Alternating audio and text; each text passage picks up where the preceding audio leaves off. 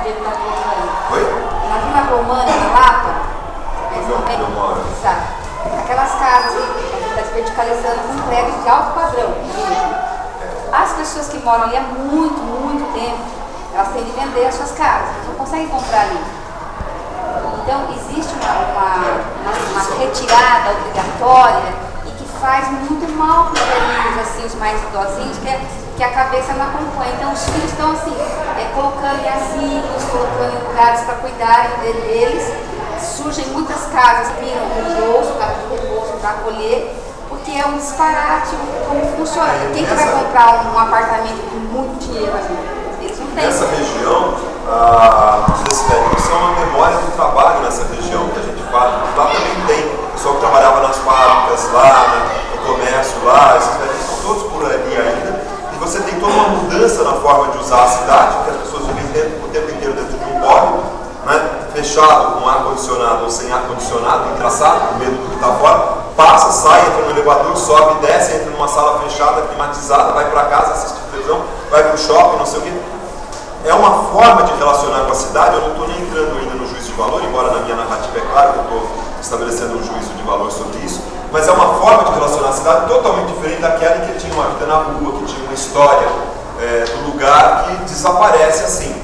Né? E no caso específico dessa região toda, e a Vila Romana é o rescaldo disso, né? Mas esse trecho todo aqui, que é o tal da ordem ferroviária que vai do Jaguaré, né? Todo o Jaguaré aqui passando pela Leopoldina, né? E junta com a Lapa, possivelmente aqui esse trechinho de Pirituba junta, depois do eixo ferroviário até o ABC, é uma área de intensa renovação urbana com alguns problemas, né? Algumas dificuldades, mas são galpões imensos, de baixo custo de compra, com terrenos altos ainda não tão valorizados em relação ao entorno, e que o plano diretor prevê uma tipologia só de prédios.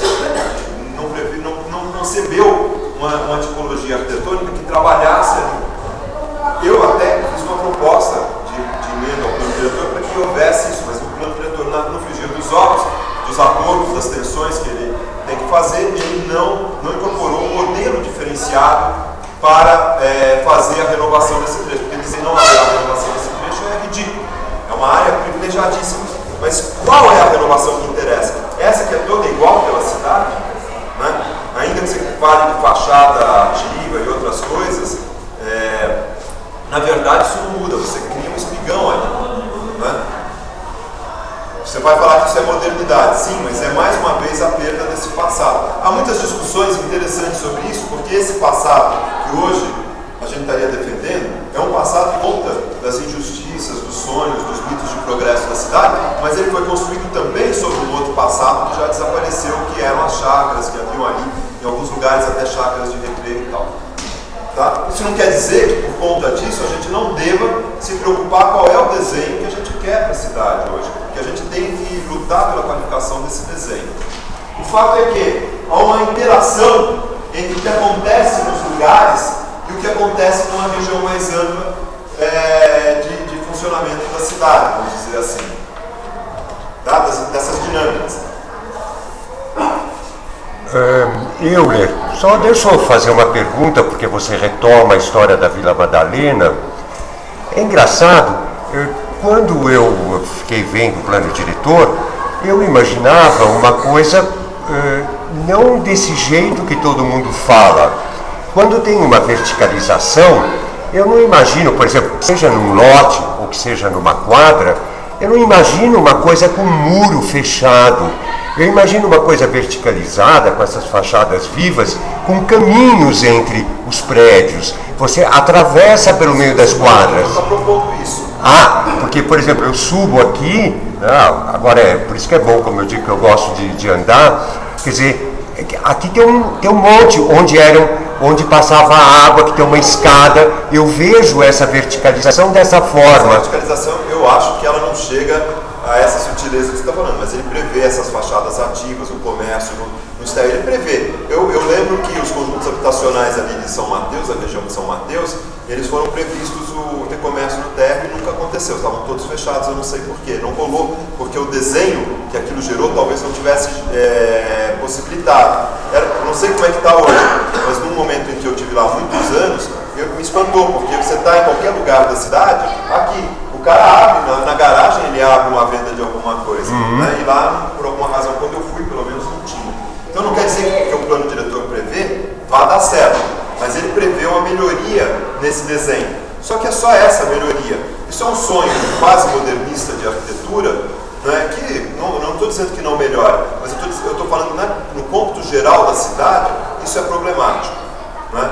Então a gente está, o plano diretor foi aprovado dessa forma, todo mundo sabia que isso é uma possibilidade. Né? Não é óbvio que não vai acontecer onde pode se verticalizar tudo de uma vez só, mas esses investimentos vão acontecer, e aí é nesse processo que pode haver um controle especulativo que o plano diretor tentou tão tenazmente se opor, evitar, criar instrumentos para evitar. Né? Oi, Euler, me explica uma coisa, essa coisa dos parques lineares que a Dani está abordando, ele, por exemplo, aqui em Perus, em outros lugares, ele tem a ver também com essa urbanização de afastamento das populações mais pobres das próprias periferias? Eu acho que tem que ver em cada caso, né? Muitas vezes você faz um parque, você vai remover a população que está morando ali. Você pode ter um processo de valorização que muitas vezes vai ficar a cargo do mercado informal ou outras coisas, não sei. Né? Precisa ver. Agora, alguns podem estar associados a um conjunto de obras de infraestrutura que também são feitas, e aí pode significar um impacto muito maior. Isso precisaria ser analisado em cada caso. Né? Eu não acho que necessariamente a ideia do parque linear seja sempre feita, o cara faz com a intenção de promover a expulsão da população pobre do lugar. Eu acho que pode acontecer ou não haver essa intenção, mas qualquer obra pública, ela traz uma mudança no valor. Então, era a conversa que no debate que a gente estava fazendo lá na reitoria essa semana, o João levantava que o minhocão, ao ser removido, vai levar de novo à remoção daquelas populações que durante anos tiveram que conviver com aquilo. A não ser que o poder público crie outros instrumentos. Né? E são esses outros instrumentos que muitas vezes estão faltando.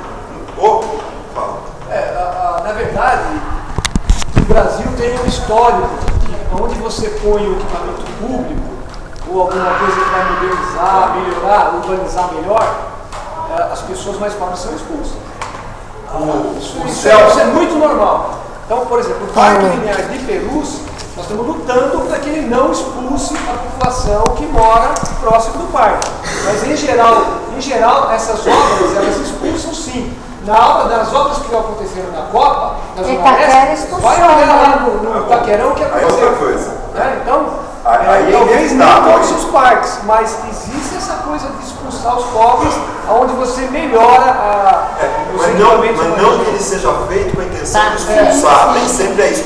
Pode haver casos em que essas coisas estão realmente associadas, porque você vai, inclusive, casar com investimentos de interesse da iniciativa privada, e aquele pessoal está incomodando ali. Olha, um exemplo clássico.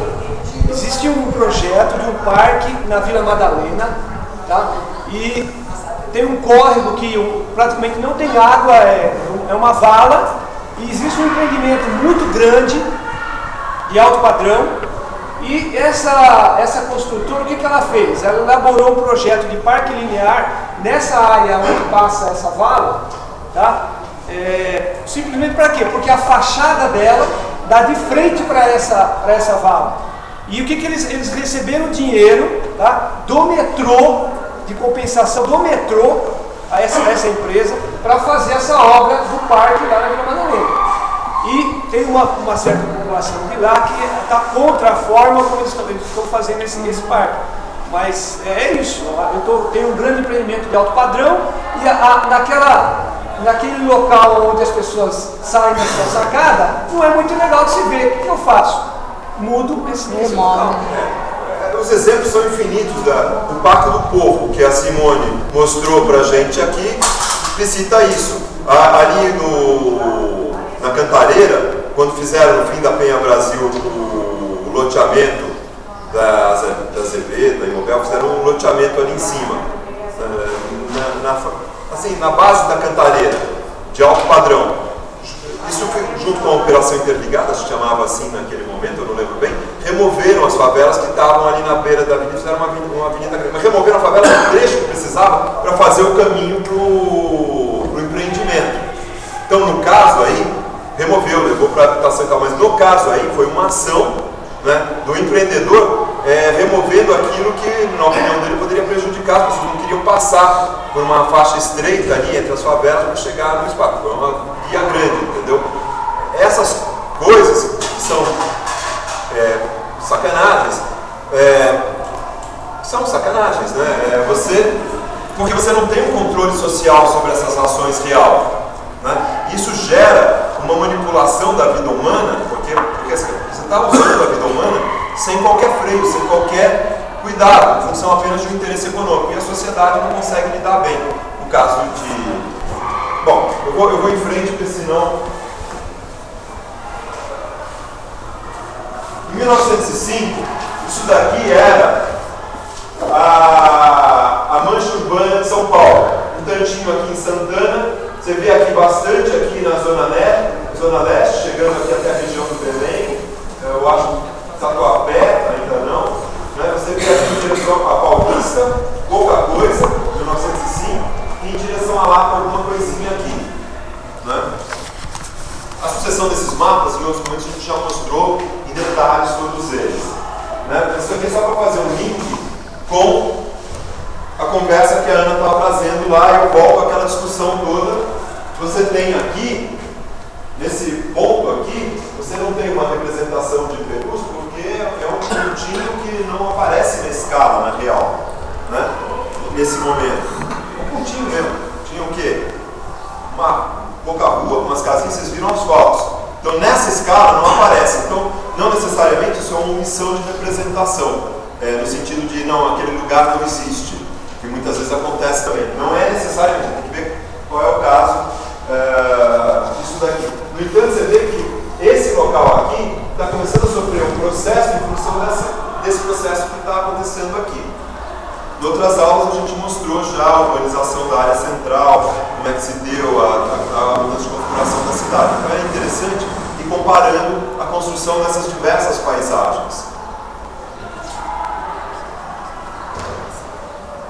Olha que bom.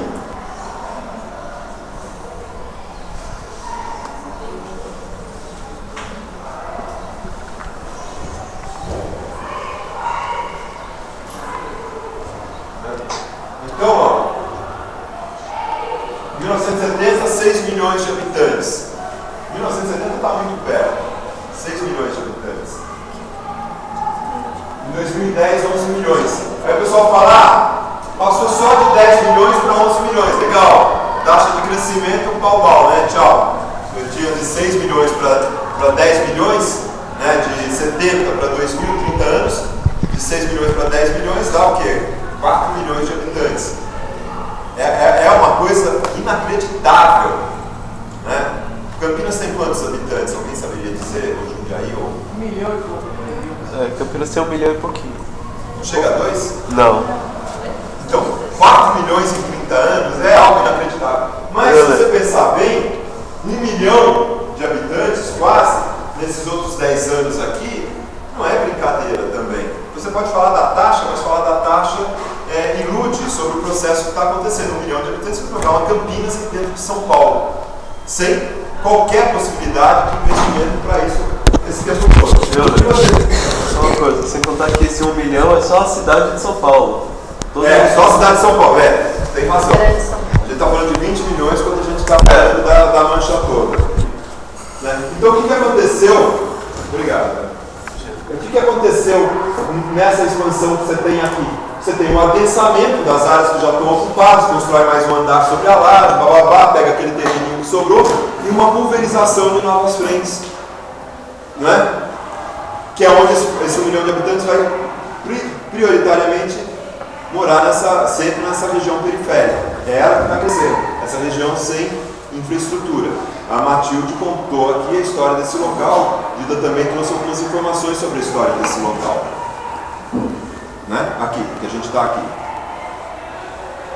Esse é o processo que a gente está vendo no mapa. O mapa não conta esse processo vivido, não conta a história que a Matilde e o Dida e depois até puseram em confronto aqui na aula, que foi bastante interessante. Então, não conta, o mapa não conta nada disso. A gente vai olhar o mapa, e isso que eu acho que é um problema para o arquiteto e para o geógrafo, quando ele joga toda a sua ficha, toda a sua confiança na representação do território, que é um instrumento importante de trabalho, mas ele não dá conta, muitas vezes, da natureza dos processos que estão acontecendo ali.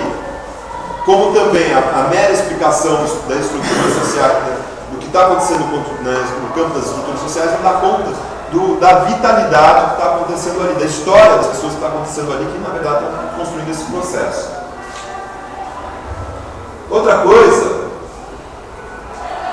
porque a Ana estava interessada em seguir como é que foi esse parcelamento de unidades administrativas, com uma quantidade enorme de interesses locais, gerando autonomia, Câmara, aí tem uma Câmara, tem prefeito, não sei o que, tudo isso, cada vez que se cria um município tem essas questões todas, né? E ao mesmo tempo esse esforço de tentar criar uma outra unidade. O azul é a bacia do Alto Tietê. Você tentar criar uma outra unidade que seria a região metropolitana, abarcando um conjunto de municípios, e a incapacidade também, muitas vezes legal até, de você conseguir dar um processo de gestão adequado a essa entidade, né? A questão é que esse trechinho aqui, ó, que pega esse trecho isso aqui é São Paulo, ó. Isso aqui é o cachorrinho, né, que o pessoal fala. São Paulo, né?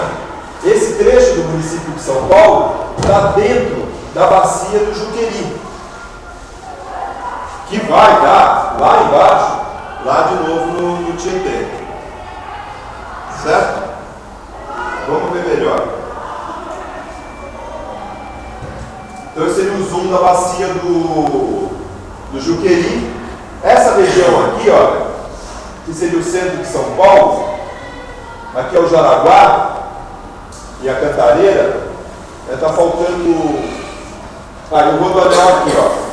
O Rodoanel aqui, a gente está aqui, nessa região aqui, que vai ser esse trecho aqui, a bacia do Perus, indo do Juqueri.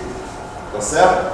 É importante perceber isso. Então a gente está, de certa forma, também desse modo, voltado de costas para a área central, sob um ponto de vista do curso da água, né? E não existe costa nem frente numa coisa como essa, é só uma metáfora que eu estou usando para a gente entender. Mas esse trecho aqui do município de São Paulo drena na direção inversa do centro. Todo o restante aqui está drenando em direção ao centro, ou então do centro do Tietê e do Pinheiros, então do ATI, certo? Aricanduva e assim por diante. Neste caso, então a gente está dentro dessa bacia aqui.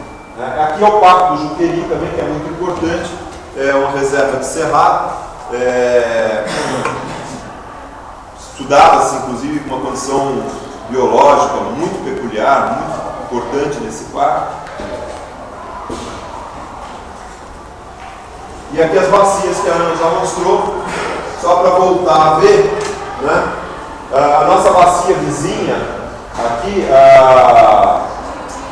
esqueci o nome dela, Calçu, né?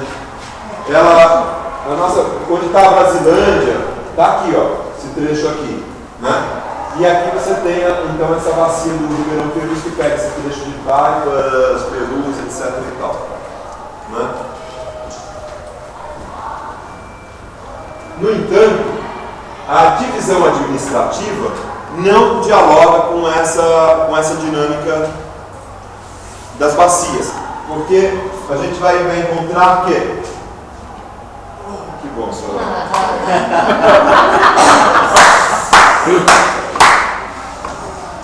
Viu, Sorão? Também isso aqui não é um puxadinho tem tomado em qualquer lugar, cara. Tem que desligar, vamos puxar mesmo. E o que você queria? A culpa é dos arquitetos. Pra mim, só parar de novo. Tem que ligar o...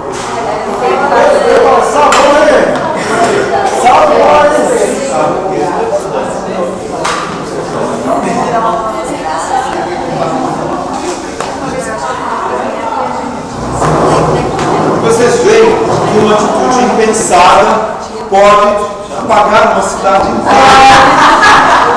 da nossa consciência. Uma única pessoa, com um ato de poder, consegue retirar uma cidade do mapa. Ele é fotógrafo.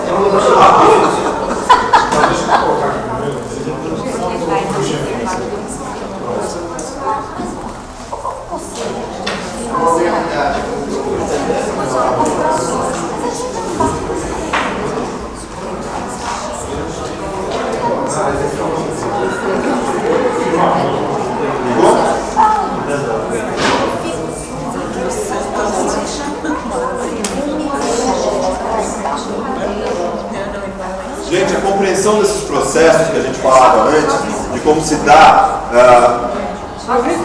O intervalo. 10 para 1. até 1h30. Está dentro. Está super dentro.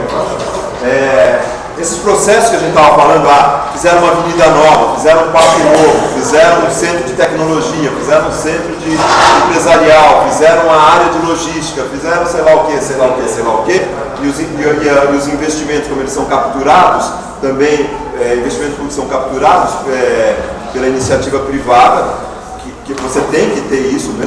Através disso você gera emprego, você gera circulação de dinheiro, mas o modo como acontece também gera concentração dessa riqueza. Né? O problema é que isso se espelha